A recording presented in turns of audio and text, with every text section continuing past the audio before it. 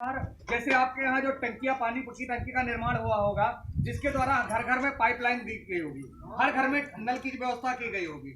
लेकिन देखा जा रहा है आज हमारे गांव में कई महिलाएं उसी से कपड़ा धुल रही हैं, टाइम पाती हैं, उसी से बर्तन भी धुलने लगती हैं, उसी से खाना भी बनाती हैं, उसी से वही पानी पिया जाता है। और कहीं कहीं देखा जाता है टोटी को खुला छोड़ दिया जाता है, जिसकी वजह से नुकसान किसका होता है? हमारा ही होता है। आप समझ लीजिए, ये पानी की टंकी जो है ये सिर्फ इसके लिए खाना बनाने के लिए और सिर्फ पीने के लिए ही हम लोग यूज करें। अनंत काम के लिए हम दूसरी चीजों का यूज कर सकते हैं। समिति का पहला कार्य यह है, और समिति का दूसरा कार्य ये होता है हर सदस्य का कि मान लीजिए आपके गांव में जैसे जितने भी सार्वजनिक स्थान है जहाँ पे पूरा ओडीएफ का गांव है, घर घर में शौचालय होंगे, लेकिन फिर भी लोग बाहर शौच कर रहे हैं। ऐसा क्यों हो रहा है माता जी? सबसे बड़ी सोचने की बात है भाई, हम लोग खुले में शौच के लिए जा रहे हैं। जो पहले परंपरा थी अब तो बदल रहा है, अब तो घर घर में शौचालय हो गए हैं। अगर घर घर में शौचालय नहीं तो आपके गांव में भी सुलभ शौचालय की व्यवस्था हुई होगी, जिसमें लोग शौच के लिए जा सके। इससे जो लोग खुले में शौच कर रहे हैं वो ये नहीं जान रहे, कहीं ना कहीं अपने टाइम बर्बाद कर रहे हैं, गाँव को गंदा कर रहे हैं, गलियों को गंदा कर रहे हैं, सड़कों को गंदा कर रहे हैं। और ये जो भविष्य तैयार हो रहे हैं, इनका भविष्य अंधकार में डाल रहे हैं, क्योंकि जो गंदगी बाहर आती है वही घर के अंदर फिर दोबारा आ जाती है किसी न किसी जानवर के माध्यम से। तो समिति का कार्य ये भी है कि जो लोग खुले में शौच कर रहे हैं उनको एक बार आप लोग आगाह कर दीजिए कि ऐसा ना करें, शौचालय का उपयोग करें। दूसरा काम होता है, देख रहे नालियां बनी है गंदा पानी निकलने के लिए, लेकिन लोग दरवाजा साफ कर रहे हैं, नाली को गंदा कर दे रहे हैं। जितना भी कचरा रूंधा होता है वो सब नालियों में डाल देते हैं। अब जरा सोचिए, पूरे गाँव का भर का पानी नालियों से निकलता दादा, पूरे गांव भर का पानी, अगर एक का भी कचरा अगर नाली में डाल देंगे तो लगा गांव भर का पानी रुकना स्टार्ट हो जाएगा। पानी सड़ेगा, मच्छर पैदा होंगे, बदबू आएगी, सड़न होगी। दिक्कत किसको होगी?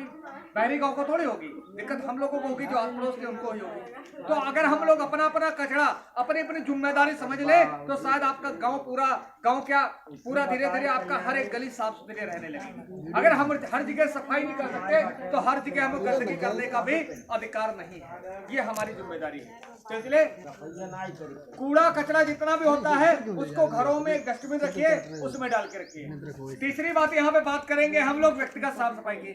माता जी, हमने कई जगह देखा है, कई गाँव में भी देखा है कि बच्चा कहीं से भी आता है, कुछ भी खाने, भले वो खेल रहा हो, अगर बगल में चाट पकौड़े वाला जाता है तो वो पैसा होता है तुरंत उसी हाथ से खाने लगता है, हाथ में नहीं धुलता। गलती किसकी है? बच्चे की है या घर के माहौल की है? घर के माहौल।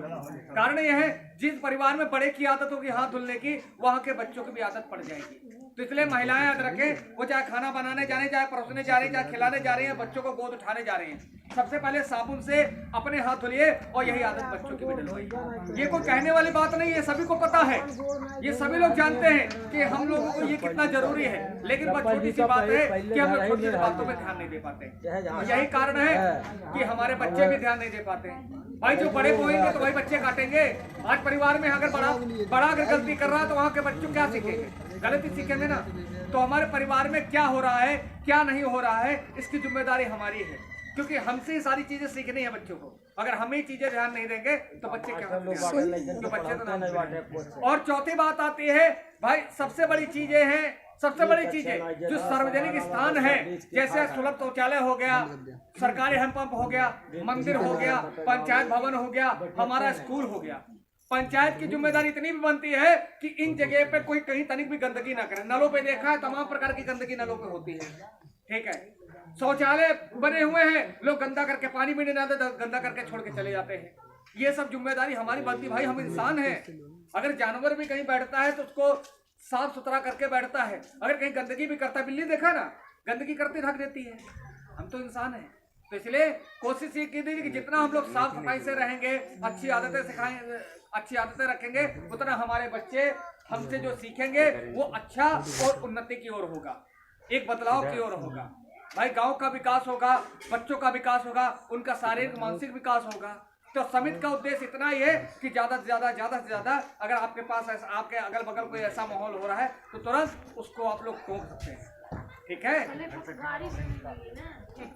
नहीं तो अगर आप अपनों को टोकेंगे तो अपना थोड़ी गाली देगा। बस वही चीज है कि अगर आप अपनों को समझाएंगे, अपनों को देखेंगे तो अपना आदमी आपकी बात मानेगा। बस निकाल दीजिए। तो बस एक अधिकार के रूप में अधिकार दिखाइए ना कि भाई आप हमारे बच्चे हमसे छोटे, हमसे ज्यादा थोड़ी जानते हैं आप लोग। मैं बात से चाहती है कोई एक जगह की समस्या नहीं, ये एक जगह की समस्या नहीं है। जहाँ जहाँ मीटिंग हुए ज्यादातर हमें यही मिल रहा है कि हम किसको कहें। तो कोई बात नहीं, किसी को मत कहिए, बस एक बात कह दीजिए भैया कि आपका एक गांव नहीं एक परिवार है। एक गांव नहीं एक परिवार है भाई। किसी को अगर एक पड़ोसी को दिक्कत हो रही तो सामने वाले पड़ोसी को दिक्कत होती नहीं होती है, सबसे पहला दौड़ता है वो, भले बगल वाले दौड़े ना दौड़े, पड़ोसी सबसे पहले दौड़ता है। तो इसलिए कोशिश ये कीजिए कि अपनेपन से बताइए, उनको समझाइए, आपके गांव का वास्तव में विकास होगा और आपका गांव उन्नति की ओर बढ़ेगा। यही हमारी शुभकामनाएं। माता जी, घरेलू चीजें आप लोग उपयोग करते हैं, जैसे बाल्टी मग्घा वगैरह, सभी लोग को पता है ये सारी चीजें नहीं। वहाँ पे एक स्वच्छता मेला रखा जा रहा है और वहाँ पे जितनी भी चीजें हैं ये केवल दिखाने के लिए ही है कि किस प्रकार हम उपयोग कर सकते हैं। चले अभी हम ही बता देंगे उसके बारे में यहाँ पे।